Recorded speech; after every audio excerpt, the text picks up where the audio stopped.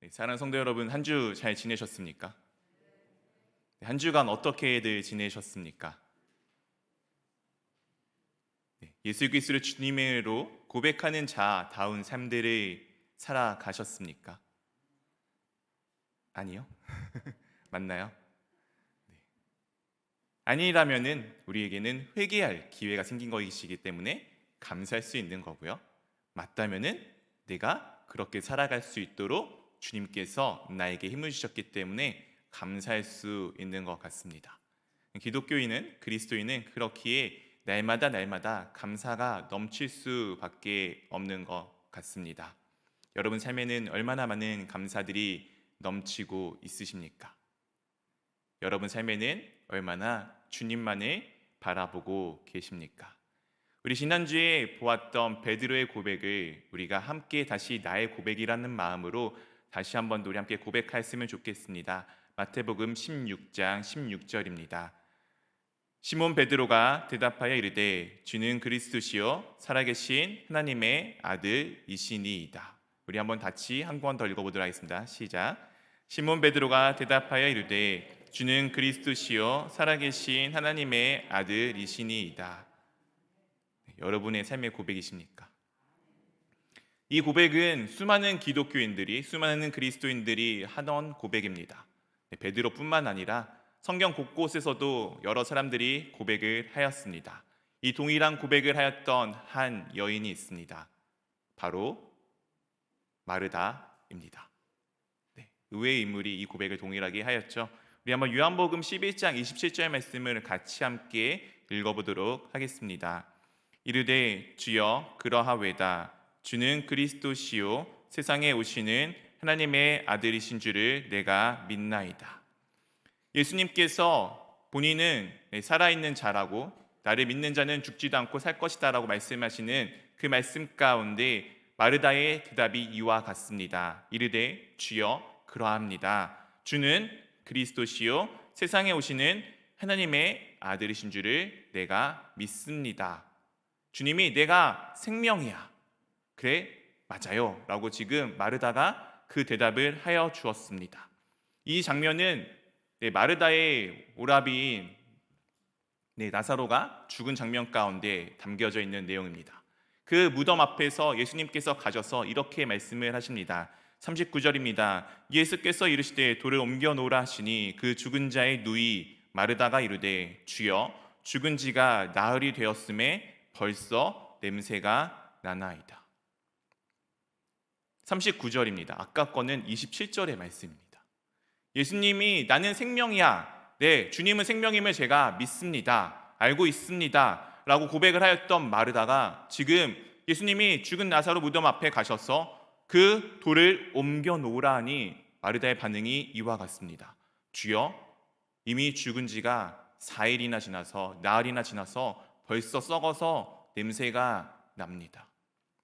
좀 직설적으로 표현하면은 주님 이미 죽어서 살아날 가능성이 없습니다.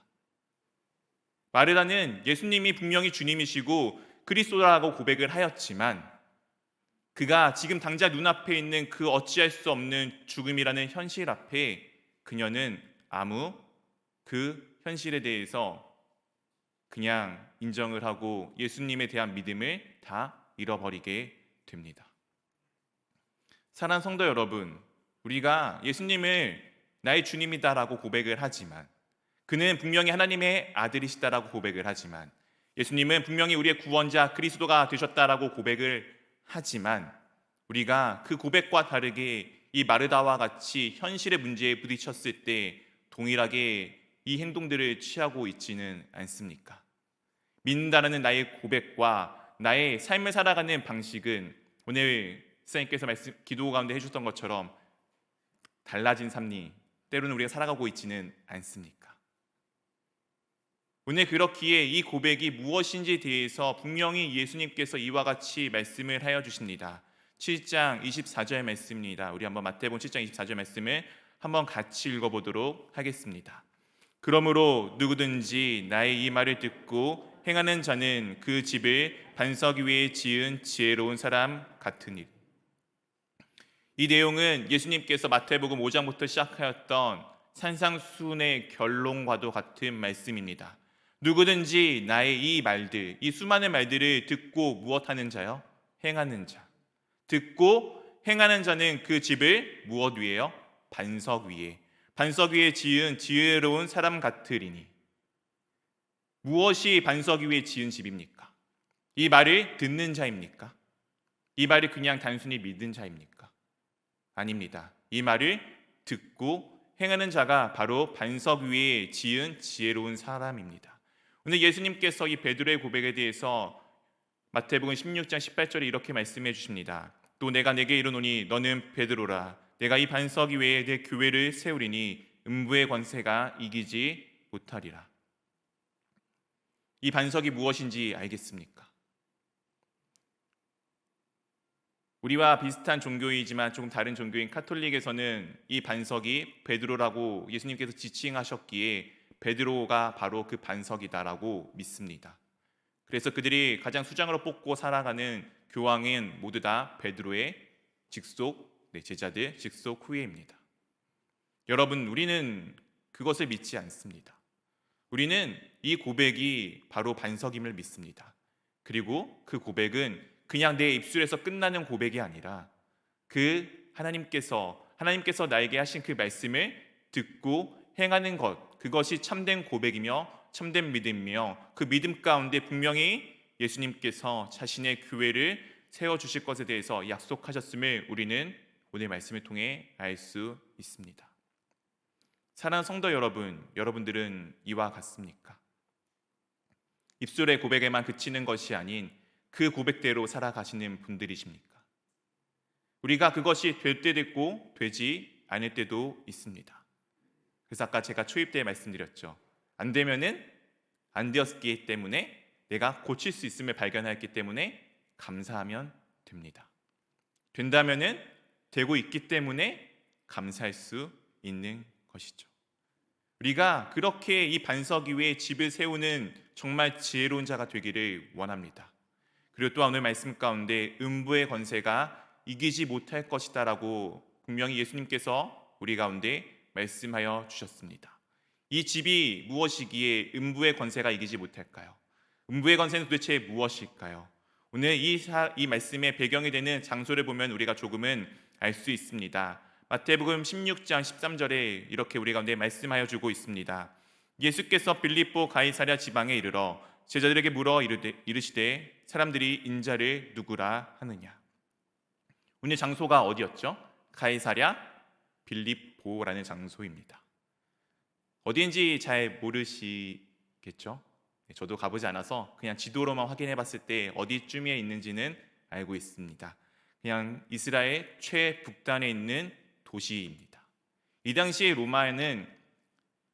이스라엘은 로마의 지배를 받고 있었고 그런 과정 가운데 분봉왕들이 있었습니다. 우리가 성경에서 예수님 탄생했을 때 계셨던 헤롯 대왕이라고 불리는 아들들이 군데 이제 지역을 놓고서 그곳 가운데 다스리는 분봉왕으로 살고 있었습니다. 이 가이사랴 빌립보라는 지방은 빌립보 가이사랴는 지방은 이 빌립이라는 그 헤롯 대왕의 아들이 다스리던 지역에 있는 도시입니다. 이 도시는 이 빌립이라는 분봉왕이 가이사랴, 즉 로마의 황제에게 헌정하기 위해 드리기 위해 지은 도시입니다. 누구에게 드리기 위한 도시라고요? 로마의 황제에게 드리기 위해서, 바치기 위해서 만든 도시입니다. 그곳에는 커다란 신전도 있었고 로마에 잘 보이기 위한 수도 없이 많은 것들이 세워져 있었습니다. 이 음부의 권세란 단어는 정확한 원어의 의미에서는 하데스라는 당시 헬라인들, 그리스인들이 믿는 지옥의 문입니다.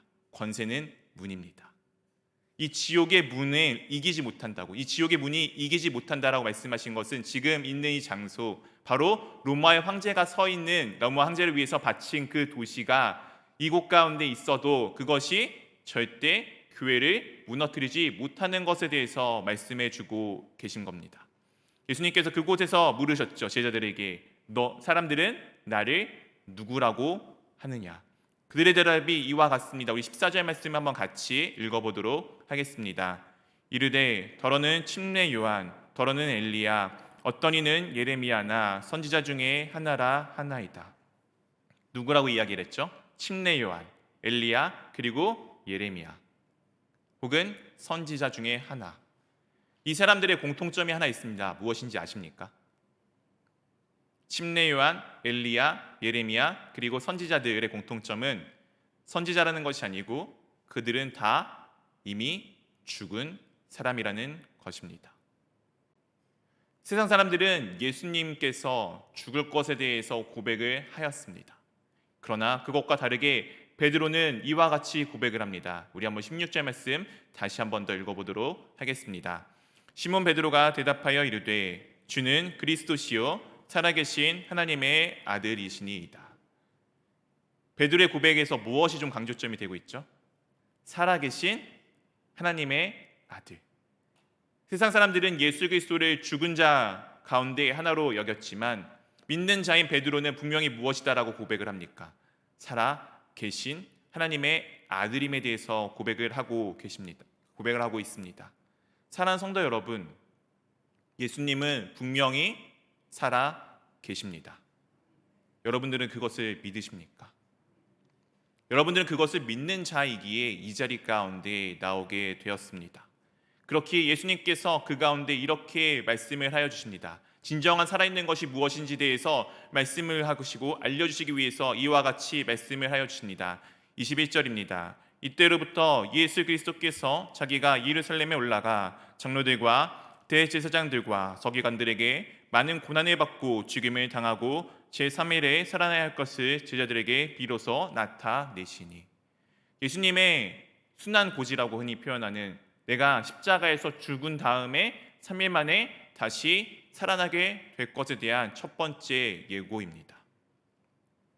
오늘 예수님께서 어떻게 말씀을 하시죠? 많은 고난을 받고 죽임을 당한 고. 여기서 끝이 납니까? 나 십자가에서 달려 죽을 거야. 나 고난을 받고 죽으러 가고 있어. 이 이야기는, 예수님이 말씀하신 이야기는, 예수님께서 우리 가운데 하신 말씀은 죽음에서 끝이 나는 것이 아닙니다. 분명하게 우리 가운데 말씀하여 주고 계십니다. 3일에, 제3일에 살아나야 할 것을. 예수님께서는 지금 예루살렘에 그냥 죽으러 가시는 것이 아닙니다. 이 베드로의 고백처럼 그분이 하실 일들을 위해서, 우리를 위해서 죽으시고 우리를 위해 다시 살아나기 위해서 그곳 가운데 가고 계신 것입니다. 주님은 살아나기 위해서, 부활하기 위해서 죽음을 지금 맞으러 가시는 것입니다. 예수님께서 그런 말씀을 하시고 난 이후에 우리에게 이와 같은 것을 부탁하십니다. 마태복음 16장 24절 25절입니다. 이에 예수께서 제자들에게 이르시되 누구든지 나를 따라오려거든 자기를 부인하고 자기 십자가를 지고 나를 따를 것이니라. 25절 함께 읽겠습니다. 누구든지 제 목숨을 구원하고자 하면 잃을 것이요 누구든지 나를 위하여 제 목숨을 잃으면 찾으리라. 예수님께서 지금 자신이 십자가에 죽으러 가는 이유는 무엇 때문에 죽으러 간다고 말씀하신 거죠? 3일 만에 살아나기 위함입니다. 그런 예수님께서 지금 우리 가운데 동일한 부탁을 하고 있습니다.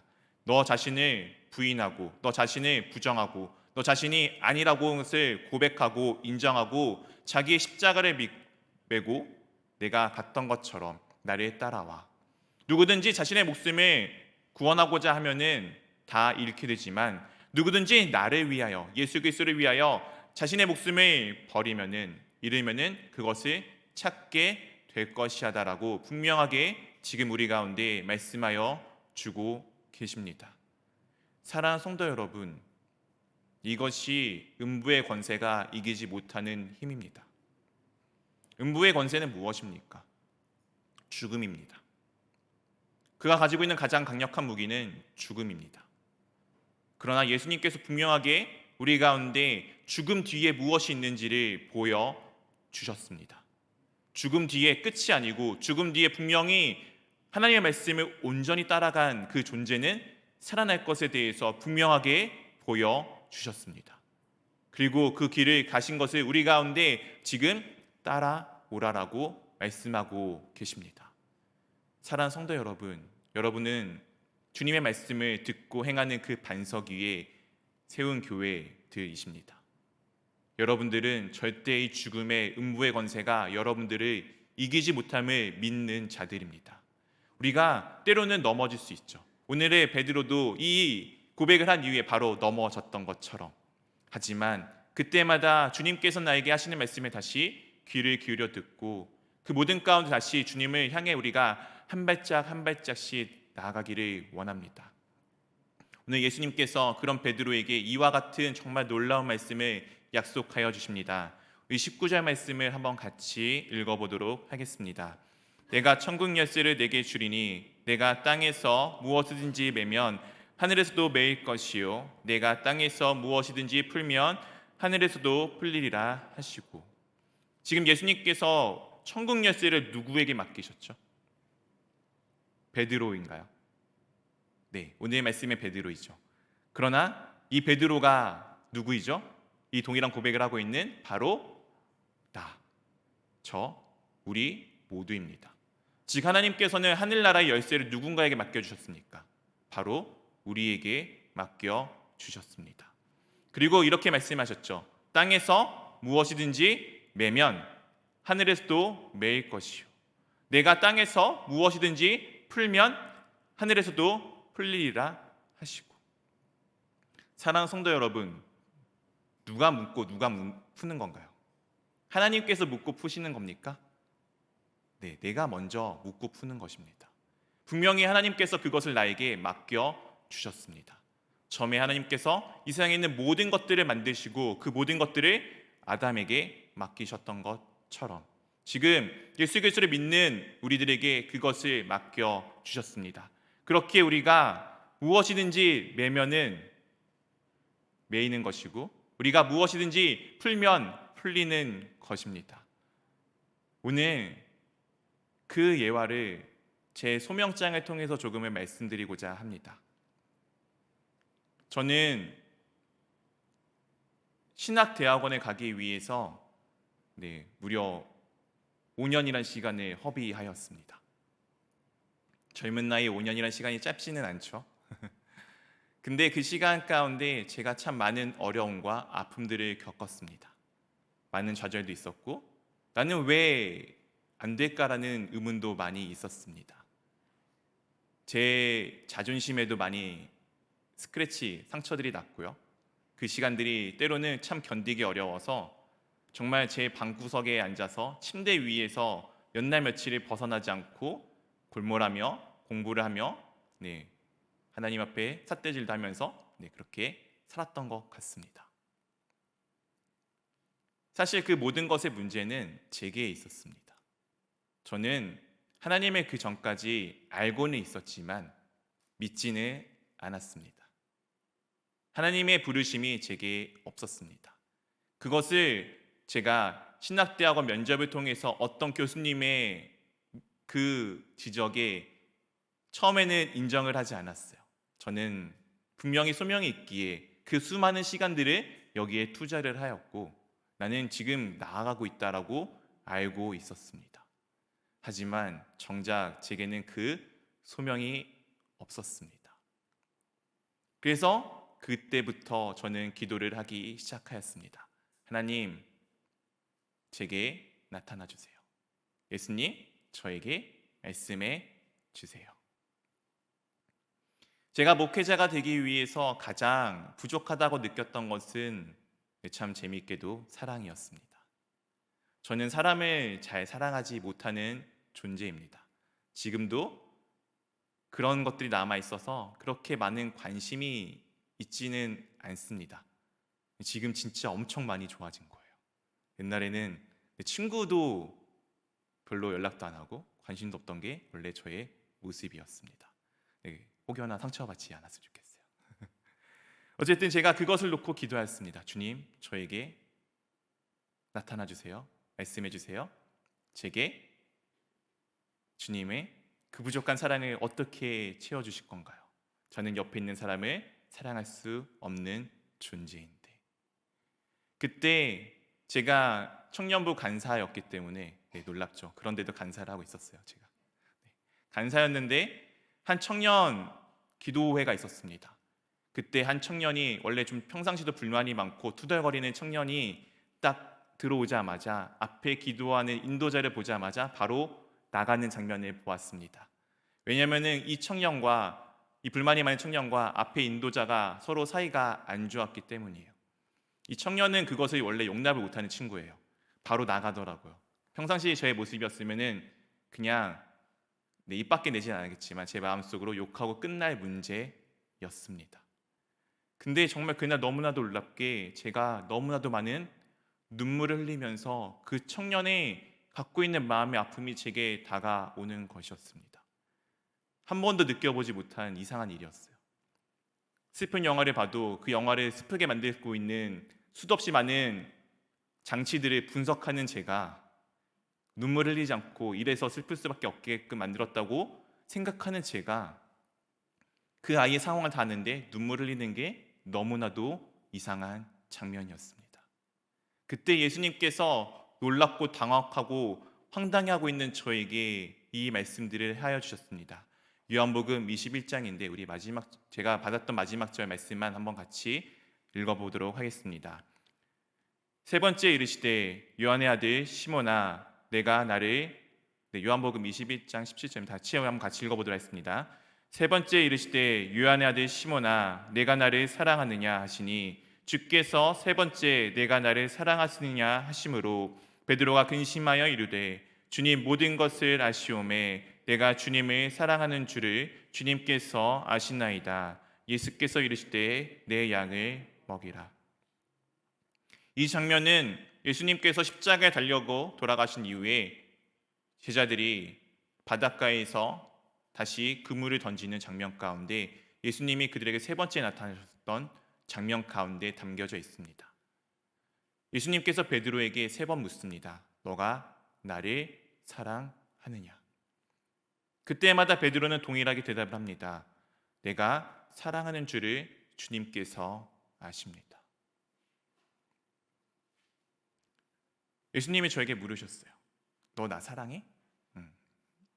제 대답은 주님, 제가 주님을 사랑한다라고 할 수 있을 줄 알았는데 그 고백이 나오지 않더라고요. 네, 주님께서는 알고 계시죠. 근데 그때마다 예수님께서 그렇게 하셨던 이 내용들을 통해서 결국 마지막에 베드로의 고백을 받으셔서 하셨던 말씀은 내 양을 먹이라입니다. 내 양을 치라라고 말씀하셨습니다. 그리고 주님께서 저에게 말씀하여 주셨습니다. 너 그 부족한 사랑 알고 있어. 근데 괜찮아. 내가 사랑이 많잖니? 내가 그 사랑을 너에게 줄게. 그러면은 너가 아닌 내 사랑으로 너가 내 옆에 있는 사람들을 사랑하게 될 거야. 지금 네가 당황해서 그 울고 있는 눈물은 내가 저 아이를 향한 나의 마음이란다. 그게 제가 받은 소명이었습니다. 이후에 저는 예수님께서 말씀하셨던 내 양을 먹이라는 사명 또한 동일하게 받았습니다. 사랑하는 성도 여러분, 제가 지난주에 교회가 무엇이다 말씀드렸죠. 부름받은 자들의 모임입니다. 부름받은 이유는 보냄을 받기 위해 부름을 받은 것입니다.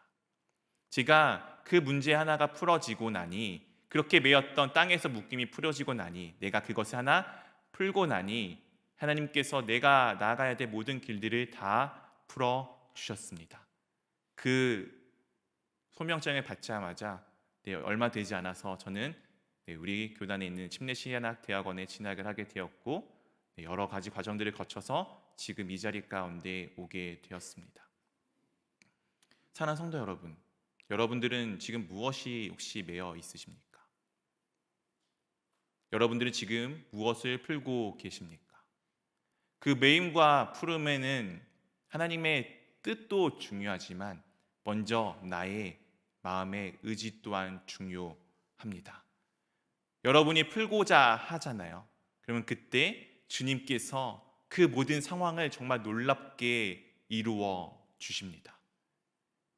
그 모든 환경을 그렇게 변화시켜 주십니다. 그렇게 우리가 기도할 것은 하나님 이것을 바꿔주세요가 아니고 내가 그것을 바꾸기 위해 움직이면서 하나님께 기도를 하는 것이 중요합니다. 아무것도 하지 않고 그냥 기도만 하는 것이 아니라 해 나가면서 주님께 모든 것을 맡겨드리는 기도를 하는 것이 중요합니다. 우리 사랑하는 성도 여러분, 오늘 이 고백이 베드로의 고백이 아닌 우리의 고백이 되기를 원합니다. 그리고 그 고백 가운데 음부의 권세가 이기지 못하는 것을 분명히 경험하시기를 원합니다. 그때 주님께서 맡겨주신 그 천국 열쇠가 내 안에 있음에 내가 두려워할 것 없이 그 주님의 뜻 가운데 살아가는 자이기에 내가 원하고 바라는 모든 것들을 해 나가기를 원합니다. 그것이 주님의 뜻 가운데 있으면 주님께서는 분명히 이루어 주실 것이고, 혹여 그렇지 않다면은 막아 주실 것입니다. 우리 함께 이 시간 기도했으면 좋겠습니다.